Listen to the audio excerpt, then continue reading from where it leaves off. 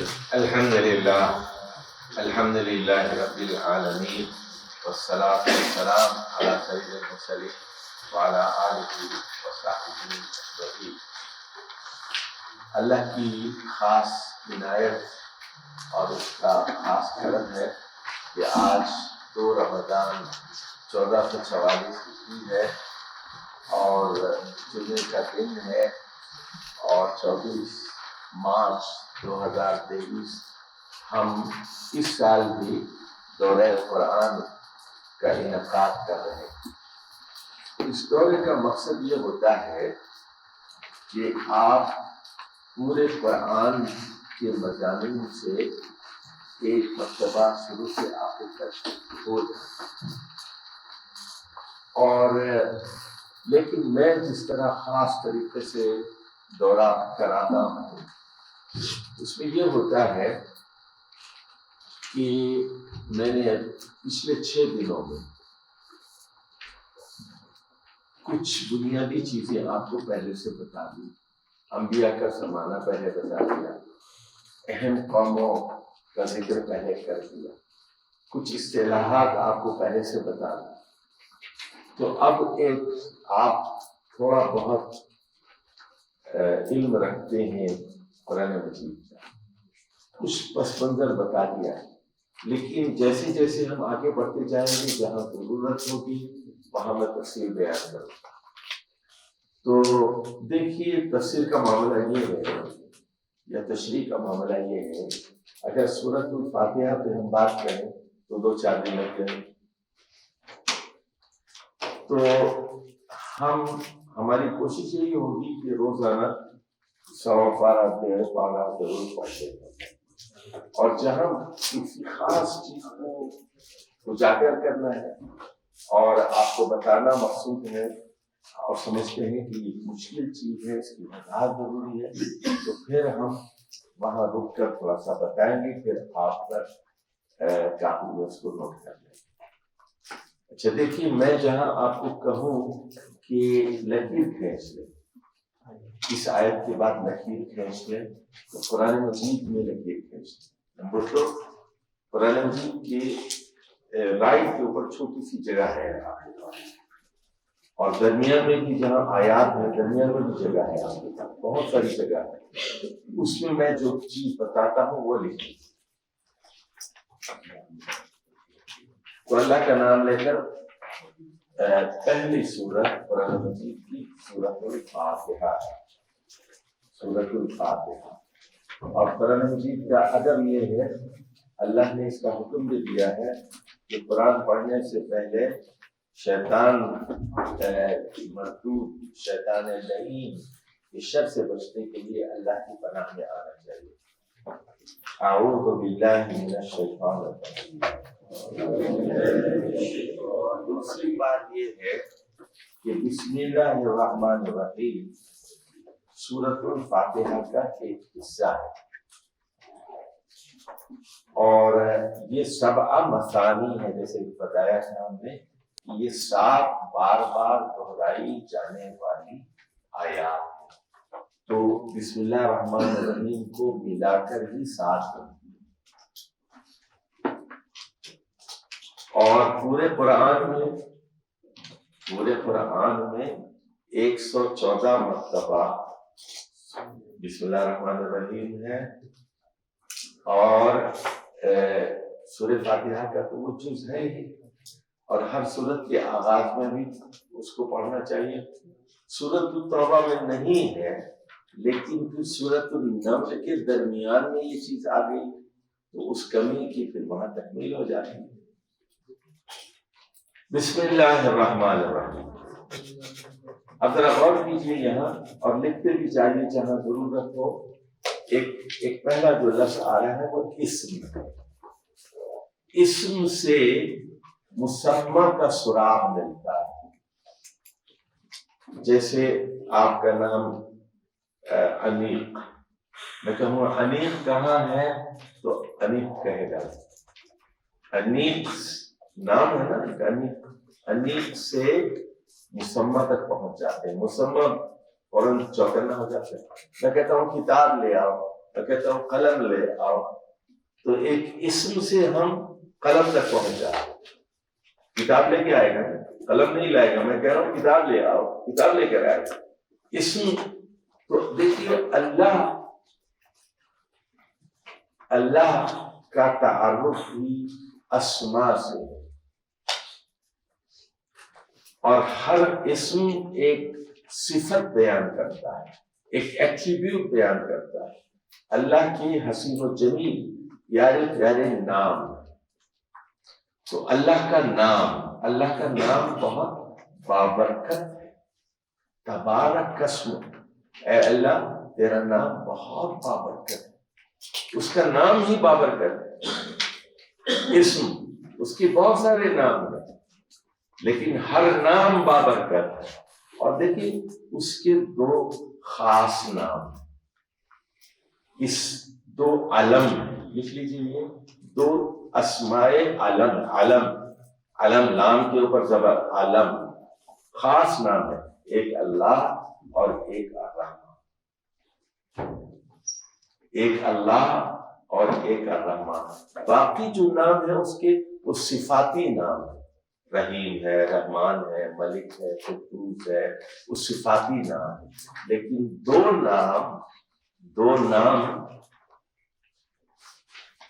نام اس کے ذاتی نام ہے. اس میں علم ایک اللہ ہے اور ایک رحمان. علم عین سے یا الف سے؟ عین سے. علم کا ابھی بتایا، بھول گئے ہیں، بورڈ پہ لکھا بھی تھا. علم تکلیف کو کہتے ہیں، الف حمزہ سے، عین سے علم. عین سے علم. علم کی لفظ جی لفظی معنی. علم کے کئی معنی ہیں. جھنڈے کو بھی کہتے ہیں، پہاڑ کو بھی کہتے ہیں. ذاتی نام لیں. الرحمن اور اللہ اس میں علم. اچھا دیکھیے، بعد میں بھی ہم بتائیں گے. دیکھیے جب وحی کا آغاز ہوا تو پہلا حکم جو دیا گیا، اقرأ بسم ربک الذی خلق.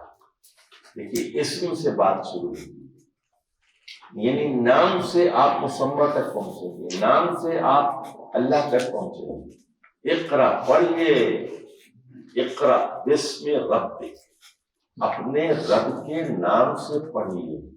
الذی خلق، جس نے آپ کو پیدا کیا. تو یہاں دیکھ رہے ہیں آپ دو صفاتی نام آئے ہیں، جو آپ کا رب ہے اور جو آپ کا خالق. جو آپ کا رب ہے اور آپ کا خالق ہے، اس کے نام سے پڑھیں. تو ہر کام کے آغاز سے پہلے اللہ کا نام لینا چاہیے. اللہ کا نام بہت بابرکت ہے، اور آپ ہر کام کے آغاز سے پہلے بسم اللہ الرحمن الرحیم سے. الرحمن اس میں مبالغہ ہے. دیکھ لیجیے، اس میں مبالغہ یعنی اس کا مادہ رحم ہے، اور یعنی جس کی رحمت اپنی بلندی پر ہے، اپنی چوٹی پر ہے. بہت رحمان. اور رحیم فعیل کے وزن پر ہے. دیکھیے عربی میں جوعان کا مطلب ہوتا ہے بہت زیادہ بھوکا. عطشان کا مطلب ہوتا ہے بہت زیادہ پیاس. تو یہ فعلان کے وزن پر رحمان ہے. اس میں مبالغہ. اور رحیم فعیل کے وزن پر. تو مطلب کیا ہوگا؟ جو ہمیشہ رحم کرتا ہے، دائمی طور پر کرتا ہے، مستقل کرتا ہے. بسم اللہ الرحمن الرحیم کا مطلب ہوگا کہ اس اللہ کے نام سے جس کی رحمت اپنی بلندی اور چوٹی پر ہے، جس کی رحمت دائمی اور مستقل. اب اس کے بعد آپ کہتے ہیں الحمدللہ رب العالمین. اچھا، اس سے پہلے کہ آگے بڑھے آپ ایسا کیجئے، مالک یوم الدین کے بعد ایک لکیر کھینچ لیجیے. مالک یوم الدین کے بعد ایک لکیر کھینچ لیجیے، اور ایاک نستعین کے بعد ایک لکیر کھینچ لیجیے. اور اہدنا الصراط المستقیم کے بعد اچھا پہلی جو لکیر کے اوپر لکھ لیجئے آداب دعا، یعنی سورۃ الفاتحہ کے 4 حصے ہیں۔ پہلا حصہ ہے آداب دعا اور دوسرا حصہ ہے استحقاق دعا۔ استحقاق یعنی لیجیٹیمیسی آف دعا۔ کیوں آپ دعا کر رہے ہیں؟ آپ کو کیا حق پہنچتا ہے؟ آپ کا کیا استحقاق ہے کہ آپ دعا کریں؟ اور اس کے بعد اصل دعا ہے اہدنا الصراط المستقیم۔ دیکھو پوری سورہ فاتحہ کا خلاصہ کیا ہے؟ اہدنا الصراط المستقیم، ایک ہی جملے میں خلاصہ ہے، لیکن پہلے تمہید ہے، بعد میں وضاحت ہے، 4 پیراگراف بنا دیے۔ پہلے آداب دعا ہے، پھر استحقاق دعا ہے، پھر اصل دعا ہے، پھر آخر میں وضاحت دعا ہے۔ اس کو کہتے ہیں نظم کلام۔ ادھر دیکھو اس کو کیا کہتے ہیں؟ نظم کلام۔ کلام کی ترتیب ہے یہ کہ بات کہاں سے شروع ہو رہی ہے؟ آداب سے شروع ہو رہی ہے، پھر استحقاق پر پہنچ رہی ہے، پھر اصل دعا ہے، پھر اس کے بعد وضاحت دعا۔ الحمدللہ، دیکھیے الحمد تو تعریف کو کہتے ہیں، لیکن الحمدللہ جب اللہ کے ساتھ آتا ہے تو اس میں شکر کا مفہوم بھی پیدا ہو جاتا ہے۔ یعنی الحمدللہ کا مطلب ہے شکر ہے اللہ کا۔ ادھر دیکھیے جیسے الحمدللہ الذی وہب لی علی الکبر اسماعیل و اسحاق، اس اللہ کا شکر ہے جس نے بڑھاپے میں مجھے اسماعیل اور اسحاق جیسے 2 بیٹے۔ شکر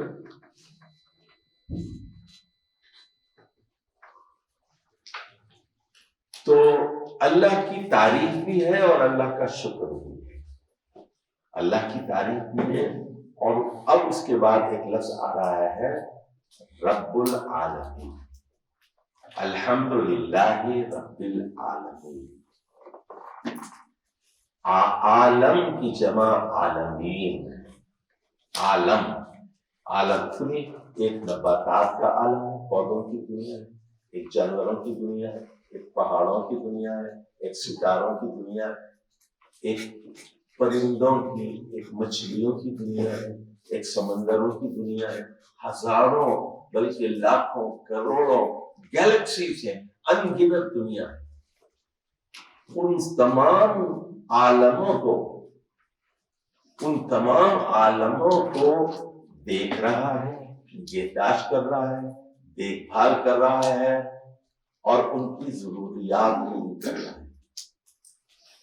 رب العالمین وہ قابل تعریف ہے، وہ قابل شکر ہے، اس کا شکر ادا کیا جانا چاہیے، وہ اللہ ہے۔ اور الرحمن الرحیم، اب یہاں دوبارہ وہ بات کہی گئی کہ اس کی رحمت بلندی پر ہے اور اس کی رحمت دائمی اور مستقل ہے۔ مالک یوم الدین، جزا اور سزا کے دن کا مالک۔ اس میں 2 باتیں ذرا نوٹ فرمائیے، یہ کہ یوم الدین جزا و سزا کا دن، انصاف کا دن، قیامت کا دن، تو اس میں وہ فیصلے کرے گا۔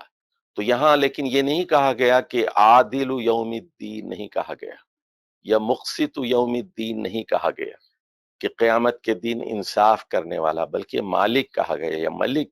اس کا مطلب یہ ہوگا اور فیصلے کو نافذ کرے گا، اس کے ہاتھ میں ہے، فیصلے کو نافذ کرے گا۔ جس کو دوزخ میں ڈالنا ہے دوزخ میں ڈالے گا، اور جس کو جنت میں پہنچانا ہے جنت میں پہنچائے گا۔ ایاک نعبد لکھ لیجیے، نعبد کل دیکھیے وہاں لکھ لیجیے، وہیں لکھ لیجیے، قرآن ہی پر لکھ لیجیے۔ عبادت کے 3 مطلب، غلامی، اطاعت، پوجا۔ غلامی، اطاعت، پوجا۔ تو ایاک نعبد سنیے، ایاک نعبد، ایاک نستعین لکھ لیجیے آپ۔ ایاک نعبد، ایاک نستعین۔ ہم تیری ہی اطاعت کرتے ہیں. عبادت میں اطاعت شامل ہے. اطاعت ہے نا. دیکھیے تو نے حکم دیا شادی کرو، شادی کر رہے ہیں. تو نے حکم دیا کہ بیوی کو مہر دینا چاہیے، ہم بیوی کو مہر دے رہے ہیں.